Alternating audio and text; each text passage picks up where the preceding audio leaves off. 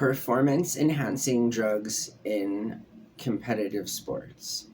And so these range from testosterone to HGH to any other kind of anabolic steroid.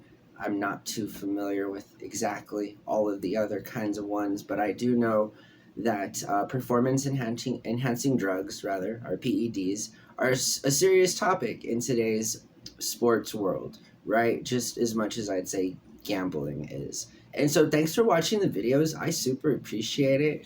I did a mukbang or a mukbang last night, and I spent, a good part of 20 minutes or so also introducing myself on how to say mukbang, but I'm sticking with mukbang. And so that was fun. I actually had a lot of fun doing that. If you haven't checked out the video, check it out.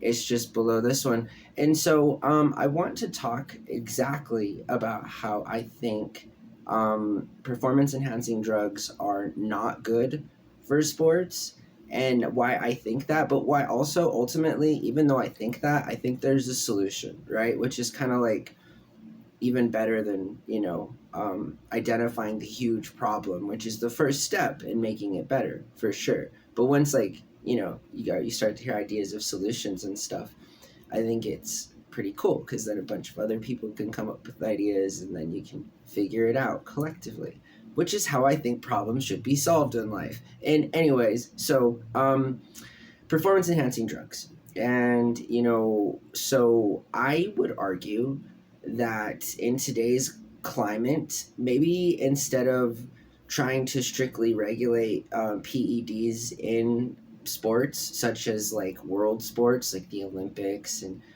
things like this, and national sports and division college sports and these things, I think is to separate them into categories. So instead of trying to restrict their use and or making everyone use them essentially by allowing their use, you could essentially just come up with like two sports categories, right? You could just come up with enhanced sports and non-enhanced sports. So the cool thing, I guess, about enhanced sports is that if you sought to voluntarily sort of alter your body in any kind of a way, whether that be through drugs or through perhaps maybe even, extensions of limbs via like robotic prosthetics and things like this, which again would be a kind of enhancement. And so I think it's fair to say, perhaps maybe with the introduction even of like cyborgs, dare I say, like in true form, with just the nature of athletes and competition and money and technology. And so I think that it's again really safe to say that I would be completely down for having categorical sports in that enhanced and not enhanced. And I think that would be the best way. We could then each choose sort of which one or a mix of the two that we prefer to consume as fans of said sport.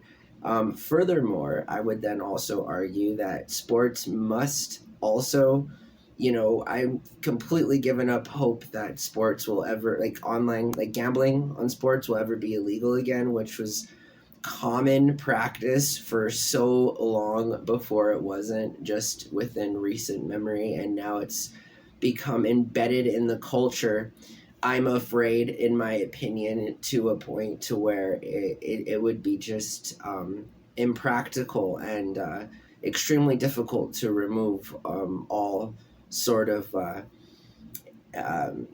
the newness of it. I get it. It's around to stay. Gambling on sports is around to stay, okay? So, maybe we should then offer sports, like I've said before, that you can't gamble on, so that you've agreed as a collective, for your league or whatever, or association, or just group of people playing a certain organized sport, that you're not to gamble, or that your material or content is not to be sold for purposes of gambling. I mean, there's always that too, right? I guess I'm not sure if teams are just mandatorily forced into opting in for the participation of their teams and or franchises to just be gambled on.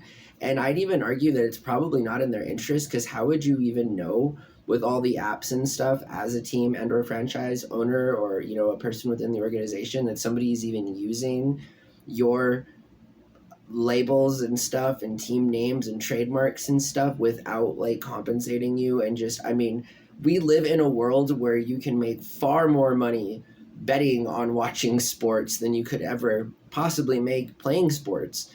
And I mean, that's kind of weird in that now there's really not even a profit incentive, I'd argue, for super high class athletes to want to perform at a really high level, knowing that in that one single game, perhaps even on one single possession, that their lucrative contracts, in terms of dollar amounts, are being just wagered on with sort of no thought about it, and many times throughout that game. I mean, again, conflicts of interest, right? I'd even then argue that if you're going to allow or continue to allow gambling in sports, that you should probably maybe let the athletes bet too. I mean, if it's not staged and it's purely entertainment and we just out to see who the winner is, then I think eliminating a conflict of interest might be to allow those players who are, putting in the work to put on that performance of said entertainment are allowed to vote on the at least outcome